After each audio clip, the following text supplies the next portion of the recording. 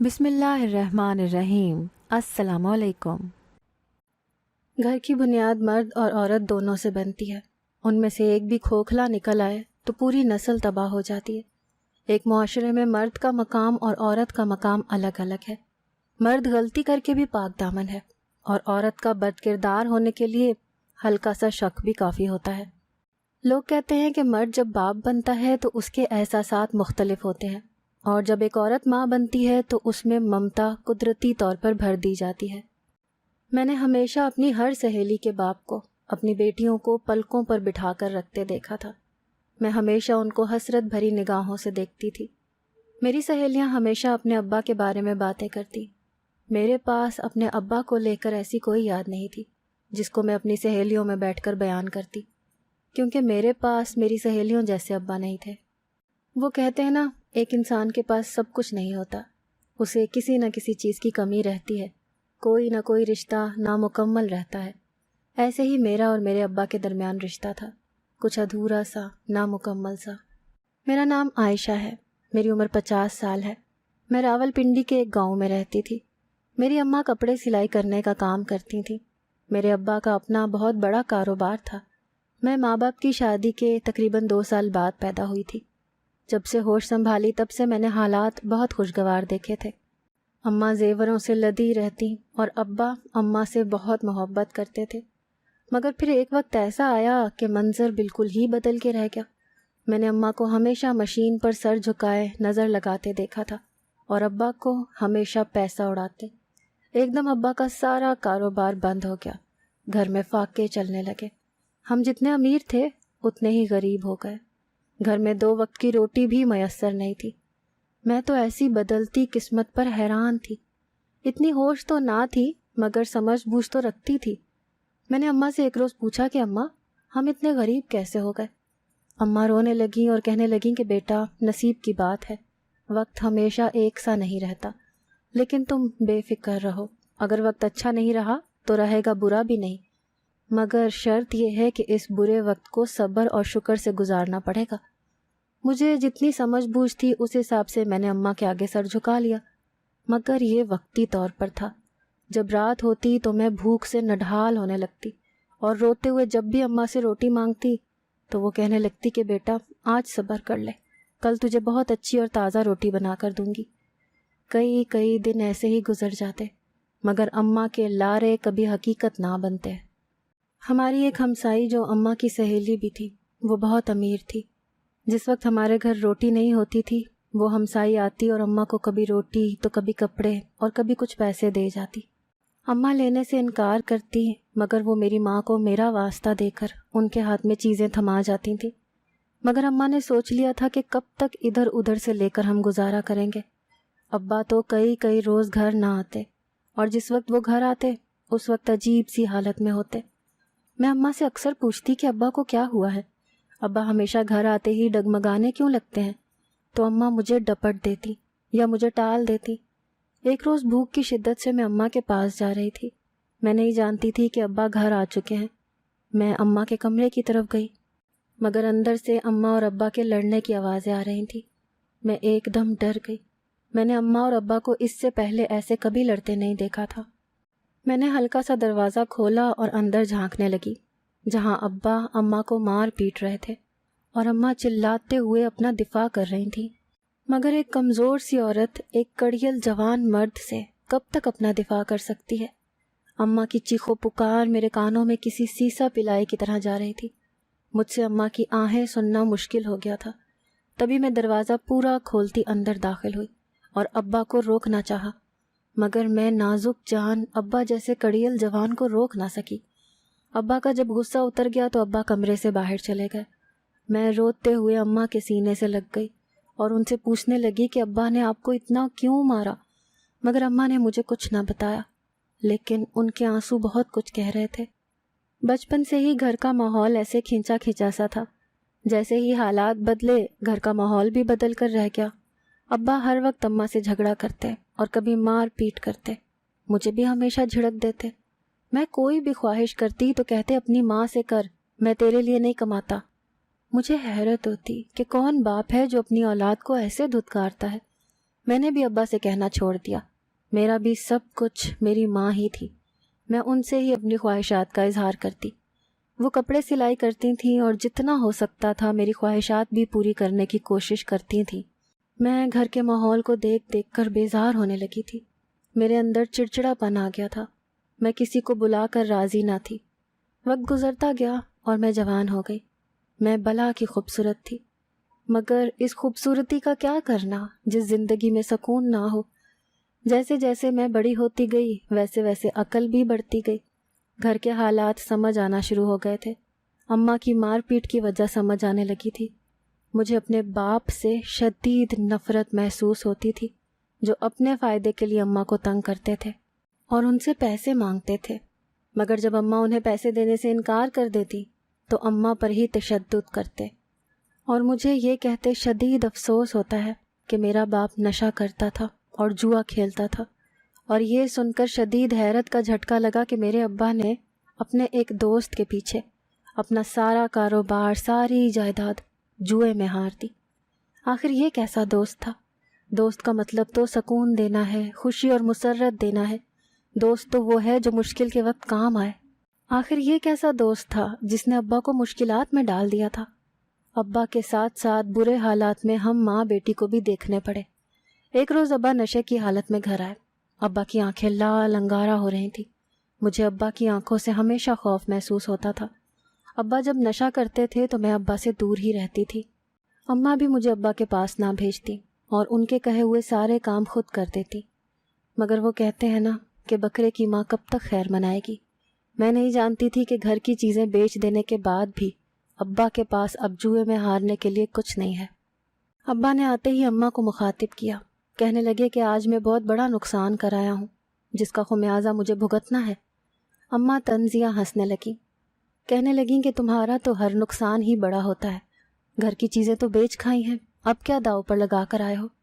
ابا نے کہا کہ میں جوا تو ہار آیا ہوں مگر میرا دوست بہت اچھا ہے، اس نے میری ہار میں بھی میرا ساتھ دیا ہے، اور جو چیز آج میں ہار کے آیا ہوں وہ میرے دوست کے پاس جائے گی تو ہمیشہ خوش رہے گی، میرا دوست بہت امیر ہے۔ اماں نے حیرت سے ابا کی طرف دیکھا اور کہنے لگیں کہ تمہاری اس بات کا کیا مطلب ہے؟ ابا نے کہا کہ اپنی بیٹی کو تیار کرو، اس کا آج میرے دوست کے ساتھ نکاح ہے۔ مجھے تو یہ سوچتے ہوئے گھن آتی ہے کہ میرے نام نہاد باپ ایک دن جوئے میں مجھے ہار آیا اور آتے ہی کہنے لگا کہ چل تیار ہو جا، میں تجھے دوست کے ساتھ رخصت کر دوں گا۔ مجھے تو اپنے باپ کی سفاکیت پر حیرانگی تھی، اب مزید ہم سے کیا چاہتے تھے؟ زندگی تو میری تباہ کر ہی دی تھی، آخر اب انہیں کیا چاہیے تھا؟ میں اماں کے سینے سے لگ کر رونے لگی اور اماں سے کہنے لگی کہ اماں مجھے اس ظلم سے بچا لو، مجھ پر یہ ظلم مت ہونے دینا، میں ہرگز ابا کے دوست کے ساتھ نہیں جاؤں گی، نہ جانے وہ لوگ کیسے ہوں گے۔ تو اماں کہنے لگیں کہ تو فکر مت کر اور اسٹور میں جا کر چھپ جا، تیرا باپ ابھی نشے کی حالت میں ہے، جب تک اسے ہوش آئے گا تب تک میں کچھ نہ کچھ کر لوں گی، مگر جب تک میں نہ کہوں تو اسٹور سے مت باہر آنا۔ میں اماں کی بات پر رونے لگی اور کہنے لگی کہ اماں دھیان سے، کہیں میری وجہ سے خود کو تکلیف میں نہ ڈال لینا۔ اماں میری بات پر مسکرا دی اور بولیں کہ جتنی تکلیفیں مجھے اب تک ملی ہیں انہوں نے مجھے پتھر بنا دیا ہے، اب میری ذات میں کوئی فرق نہیں پڑتا ایسی چھوٹی موٹی تکالیف سے۔ اماں نے مجھے اسٹور میں بند کر دیا اور خود میری جگہ دلہن والا لباس پہن لیا۔ گھر میں ہر طرف خاموشی کا راج تھا، جیسے طوفان سے پہلے آنے والی خاموشی ہوتی ہے۔ مجھے تو اس خاموشی سے بھی خوف محسوس ہو رہا تھا، مجھ سے صبر نہ ہوا تو میں اسٹور سے باہر نکلنے لگی تھی۔ مجھے اسٹور میں بیٹھے 2 گھنٹے ہو چکے تھے، مگر اچانک گھر میں ایک شور کی آواز سنائی دی۔ میں کافی حیران ہوئی، 2 گھنٹوں سے جو مسلسل خاموشی تھی اب ایک دم شور میں تبدیل ہو گئی تھی۔ 2 گھنٹے بعد شور کی آواز سن کر میں اسٹور سے باہر نکلی تو پاؤں تلے سے زمین نکل گئی۔ جب اماں خوش ہو کر کہنے لگیں کہ آج میں تیرا بدلہ لے آئی ہوں، میں نے اپنی بیٹی کو قربان نہیں ہونے دیا۔ اماں اپنے حواس میں نہیں لگ رہی تھی، اماں کے ہاتھ گیلے تھے اور کپڑوں پر بھی عجیب سے داغ لگے تھے۔ میں نے اماں کو جھنجھوڑا اور ان سے پوچھا کہ اماں ایسا کیا کر کے آئی ہو، کوئی غلط راستہ تو نہیں اختیار کر لیا؟ اماں زور سے کہکا لگا کے ہنسنے لگی اور کہنے لگیں کہ اب نہ ہوگا بانس اور نہ بجے گی بانسری۔ مجھے اماں کی یہ کہاوت بالکل سمجھ نہ آئی، موقع کی مناسبت سے اس کہاوت کا کیا مطلب تھا؟ میں نے اماں سے پھر سوال کیا کہ اماں، تم تو ابا کے دوست کے پاس گئی تھی نا، پھر وہاں سے واپس کیسے آ گئی؟ تو میری اماں نے کہا کہ ایک مردہ انسان کے پاس میں کب تک رہ سکتی تھی۔ اماں کی بات پر میری تو آنکھیں پھٹی کی پھٹی رہ گئی، میرا وجود زلزلوں کی زد میں آ گیا۔ میں نے آنکھیں پھاڑے اماں کی طرف دیکھا اور منہ پر ہاتھ رکھ کر کہنے لگی کہ اماں، یہ کیا کہہ رہی ہو؟ اماں میرے بہت قریب ہوئی اور میرے کان میں جو بات مجھے کہی، میں دوسرا سانس بھی نہیں لے پائی۔ مجھے سمجھ نہیں آ رہا تھا کہ میں اماں کو کہاں چھپاؤں، کچھ ہی دیر میں تو پولیس آنے والی ہوگی، کیونکہ اماں ابا کے دوست کا قتل کرائی تھی۔ وہ ماں تھی، انہوں نے اپنی جان کی فکر کیے بغیر، اپنی عزت کی فکر کیے بغیر اپنی بیٹی کو ان ظالموں کے ظلم سے بچا تو لیا تھا، مگر خود بہت برے طریقے سے پھنس گئی تھی۔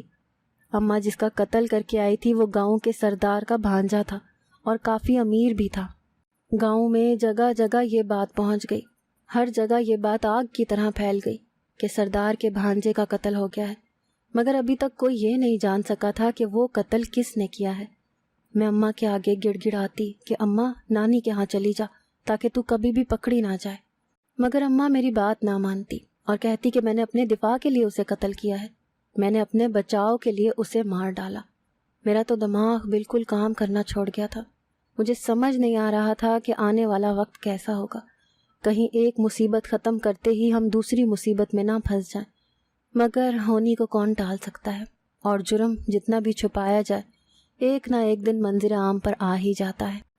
اس واقعے کو 1.5 مہینہ ہو چکا تھا، مگر ابھی تک کسی کو کانوں کان خبر نہ ہوئی تھی کہ یہ قتل اماں نے کیا ہے۔ جس روز ابا کو ان کے دوست کے قتل کا پتہ چلا تو ان کا رویہ ہمارے ساتھ بالکل ہی بدل گیا۔ اب وہ شک کی نگاہ سے ہم دونوں ماں بیٹی کو دیکھتے۔ مجھے اپنی تو فکر نہ تھی، مگر مجھے اماں کی فکر ہر وقت ستائے رہتی۔ ایک روز میں کچن میں پانی پینے کے لیے جا رہی تھی کہ آج پھر سے اماں اور ابا کے کمرے سے چیخو پکار کی آوازیں آ رہی تھیں۔ میں نے تجسس کے مارے جب اماں ابا کے کمرے کے دروازے کے ساتھ کان لگایا تو میرے پیروں تلے سے زمین نکل گئی۔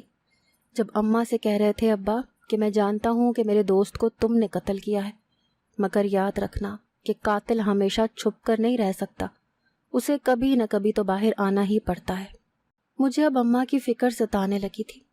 ایک رات میں اماں کو لیے چھپ کر اولڈ ہاؤس چھوڑ آئی اور ابا کو نہ بتایا۔ جب ابا نے پوچھا تو ان کو یہ کہہ دیا کہ اماں اپنے عاشق کے ساتھ بھاگ گئی ہیں۔ میری بات سن کر ابا غصے میں آ گئے اور اماں کو جگہ جگہ تلاش کرنے لگے۔ میں رات گئے اماں سے مل آتی اور ابا کو اس سب کی کانوں کان خبر نہ ہونے دی۔ ویسے بھی ابا رات بھر یا تو نشے میں دھت رہتے یا گھر سے باہر رہتے تھے۔ ایک رات میں اماں سے ملنے جانے والی تھی کہ ابا اچانک گھر آ گئے۔ مجھے دیکھ کر کہنے لگے کہ اتنی رات کو کہاں جا رہی ہو؟ میں ایک دم گھبرا گئی اور بولی کہ ابا یہ ساتھ والی ہمسائی بہت بیمار ہے، میری سہیلی مجھے بلانے آئی تھی، وہاں ہی جا رہی ہوں۔ مگر ابا نے مجھے جانے سے منع کر دیا۔ اسی طرح 2-3 دن روز ابا گھر لوٹ آتے اور میں اماں سے نہ مل پاتی۔ ایسے ہی کئی دن گزر گئے۔ ایک رات میں اماں کی یاد میں اداس ہو گئی، تبھی صحن میں آ گئی، مگر سامنے کا منظر دیکھ کر مجھے تجسس ہوا۔ میں ایک کونے میں چھپ کر ابا کو دیکھنے لگی۔ رات کی تاریکی کی وجہ سے کچھ بھی واضح نہیں تھا۔ ابا دروازے پر کھڑے نہ جانے کس سے باتیں کر رہے تھے۔ یہ آدھی رات کا وقت تھا، اس وقت دروازے پر کون ہو سکتا تھا؟ مگر میرے تو رونگٹے کھڑے ہو گئے جب ابا نے دروازہ بند کیا اور واپسی کے لیے مڑے۔ ابا کے ہاتھ میں ڈھیروں ڈھیر پیسے تھے۔ آخر یہ پیسے کس نے دیے؟ مجھے تو اب ابا پر بھی شک ہونے لگا تھا۔ ایسا معلوم ہوتا تھا جیسے کوئی بہت بڑا راز چھپا ہے۔ میں ابا پر اب نظر رکھنے لگی تھی۔ اماں سے ملاقات اب کم کر دی تھی اور اماں کو اس سب کے بارے میں کچھ نہ بتایا۔ اماں اکثر پوچھتی کہ اب تم روز مجھ سے ملنے کیوں نہیں آتی؟ تو میں اماں کو یہ کہہ کر ٹال دیتی کہ ابا نے پابندیاں لگا رکھی ہیں، وہ مجھے گھر سے نکلنے نہیں دیتے۔ اماں سے تو جھوٹ بول دیتی، مگر میں نے خود سے وعدہ کر لیا تھا کہ میں اس راز کا پتہ لگا کر رہوں گی جو ابا نے ہم دونوں ماں بیٹی سے راز رکھا ہوا ہے۔ اتنا تو میں جان ہی گئی تھی کہ کوئی نہ کوئی راز ضرور ہے۔ اب میں ہر وقت ابا پر نظر رکھتی، ابا کے آنے جانے پر، اور وہ کن لوگوں سے ملتے ہیں۔ ان لوگوں میں ایک روز ابا رات کے وقت گھر سے باہر نکلے، میں بھی چپکے سے ان کے پیچھے پیچھے نکل پڑی۔ ابا ادھر ادھر دیکھتے جلدی جلدی سنسان راستے پر چل رہے تھے، جیسے انہیں پکڑے جانے کا ڈر ہو۔ ابا چلتے ہوئے ایک ویران سی جگہ پر جہاں صرف کھیت ہی کھیت تھے، ان کھیتوں کی طرف مڑ گئے۔ مجھے ان کھیتوں سے بے حد خوف محسوس ہو رہا تھا، مگر اب ہمت کر ہی لی تھی تو اس راز کا بھی پتہ لگانا ضروری ہو گیا تھا۔ میں ابا کے پیچھے پیچھے چل پڑی، مگر جہاں ابا پیچھے مڑ کر دیکھتے میں وہاں چھپ جاتی تاکہ ابا کو شک نہ ہو کہ میں ان کا پیچھا کر رہی ہوں۔ ابا کھیتوں میں بنی ایک جھونپڑی میں گھس گئے۔ میں بھی جلدی سے چلتی جھونپڑی کی کھڑکی سے چھپ کر ابا کو دیکھنے لگی۔ سامنے کا منظر دیکھ کر میرے تو پیروں تلے سے زمین نکل گئی۔ وہاں ایک امیر زادہ ایک کرسی پر بیٹھا ہوا تھا اور ابا گھٹنوں کے بل ہاتھ جوڑے اس کے سامنے پیسوں کی بھیک مانگ رہے تھے۔ مجھے ابا سے شدید نفرت ہونے لگی کہ ان کو پیسے کی اتنی ہوس ہے کہ ان کو اپنی عزت نفس کا بھی کوئی خیال نہیں رہا۔ ان کی وجہ سے اماں در بدر کی ٹھوکریں کھا رہی ہیں، مگر انہیں کسی چیز کی پرواہ نہ تھی۔ اس آدمی نے ابا کو پیسے دیے، مگر ان دونوں کی گفتگو سن کر میری تو جان لبوں پر آ گئی۔ جب اس آدمی نے کہا کہ تو نے اچھا کھیل کھیلا ہے، اپنی بیوی کو ہی پھنسا دیا، جبکہ میں تو زندہ ہوں، یہ سب پیسے تجھے اسی انعام میں دیے جا رہے ہیں۔ اس نے مجھ سے چالاکی دکھائی اور تو نے وفاداری نبھاتے ہوئے مجھے اس چالاک عورت سے بچا لیا۔ اگر اس رات مجھے تیرا فون نہ آتا تو یقیناً اس وقت میں جیل میں ہوتا۔ اس آدمی کی باتیں سن کر میرا وجود تو زلزلوں کی زد میں آ گیا۔ مجھے اپنے ابا کی بے وفائی پر رونا آ رہا تھا، جنہوں نے پیسوں کی خاطر پہلے میرا سودا کیا اور پھر بعد میں میری اماں کو پھنسا دیا۔ میں نے سوچ لیا تھا کہ میں اماں کو کبھی بھی ابا کے ظلم کا نشانہ نہیں بننے دوں گی۔ میں اور اماں یہاں سے بہت دور چلے جائیں گے۔ اب تو اماں پر کوئی جرم بھی عائد نہیں ہوا، اماں بے قصور ہے، انہوں نے کسی کو نہیں مارا۔ میں وہاں سے ڈرتے ہوئے واپس آ گئی اور اگلی صبح اماں اور اپنا کچھ سامان باندھ کر کچھ نقد پیسے لیے اور ایک نئے سفر کے لیے نکل گئی۔ میں سیدھا اماں کے پاس گئی، ان سے کہا کہ اماں اب ہم کبھی بھی ابا کے ساتھ نہیں رہیں گے۔ اماں کافی حیران ہوئی، کہنے لگی کہ میں تو اس قابل بھی نہیں رہی کہ میں تمہارے ابا کے ساتھ رہ سکوں۔ اگر اسے پتہ چل گیا کہ اس کے دوست کو میں نے قتل کیا ہے تو وہ مجھے جان سے مار دے گا۔ میں اماں کی گود میں سر رکھے پھوٹ پھوٹ کر رونے لگی اور ان کو سب حقیقت بتا دی۔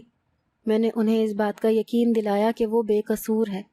اس رات جو حادثہ ہوا وہ کسی گہری سازش کا حصہ تھا جو ابا نے اور اس کے دوست نے مل کر کیا تھا۔ اماں تو میری بات سن کر حیران رہ گئی۔ میں نے اماں سے کہا کہ اماں اب ہم اس گاؤں میں رہیں گے ہی نہیں، ابھی اور اسی وقت ہم شہر نانی کے ہاں چلے جائیں گے۔ اماں بھی میری اس بات سے متفق تھی۔ تبھی ہم دونوں ماں بیٹی ایک نئے سفر پر نکل پڑے۔ شہر پہنچے تو وہاں میں اپنی نانی کے پاس رہنے لگی۔ میری نانی بھی تنہا تھی، نانی بھی اتنی امیر تو نہ تھی، مگر اماں وہاں محنت مزدوری کرتی اور گھر چلاتی۔ میں بھی گھر گھر کام کرنے لگی تھی۔ پڑھائی کو تو بہت پہلے خیر آباد کہہ چکی تھی۔ میں شہر میں ایک بنگلے میں کام کرتی تھی۔ وہاں کی مالکن بہت امیر تھی اور بہت رحم دل بھی تھی۔ ان کا ایک بیٹا ڈاکٹر تھا تو دوسرا پولیس انسپکٹر۔ اماں بظاہر تو بالکل ٹھیک تھی، مگر میں جانتی تھی وہ اندر سے اپنے شوہر کی بے وفائی پر جلتی رہتی ہیں۔ مجھے اماں کا بدلہ کسی بھی صورت میں لینا تھا۔ بدلے کی آگ میرے سر پر سوار ہو چکی تھی۔